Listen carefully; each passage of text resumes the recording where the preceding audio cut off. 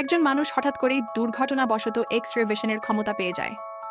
এই ক্ষমতা দিয়ে সে দেখতে পায় পাশের বাড়ির শূকরদের খাবার দেওয়ার যে ট্রেটা আছে সেটা আসলে কোনো সাধারণ জিনিস নয়, বরং ভীষণ দামি একটি প্রাচীন অ্যান্টিক।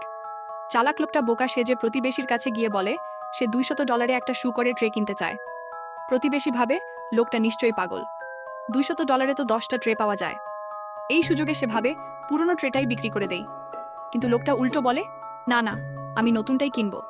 এতে প্রতিবেশী পুরোপুরি বিভ্রান্ত হয়ে যায় আর শেষমেশ মাত্র $150 সেই ট্রেটা বিক্রি করে দেয়। ট্রে হাতে নিয়েই লোকটা সোজা চলে যায় একটি অ্যান্টিক শপে, কিন্তু সেখানে তার এক্স ওয়াইফ আর এক অহংকারী ধনী ছেলে তাকে দেখে হাসাহাসি শুরু করে। শূকরের ট্রে নিয়ে অ্যান্টিক শপে এসেছে। দোকানের মালিকও প্রথমে ট্রেটাকে একেবারে সাধারণ মনে করে।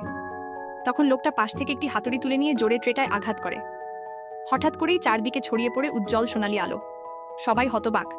আসলে ওটা কোনো সাধারণ ট্রে ছিল না, ওটা ছিল এক বিরল প্রাচীন ব্রোঞ্জ ট্রাইপড, যার আসল মূল্য প্রায় $300 মিলিয়ন। হ্যালো ফ্রেন্ডস, এখনই আমাদের চ্যানেলটি সাবস্ক্রাইব করে রাখুন। আর এমন সুন্দর কোরিয়ান ড্রামা যদি আপনি বাংলা আর হিন্দি ভাষায় দেখতে চান তাহলে কমেন্ট করে অবশ্যই জানাবেন।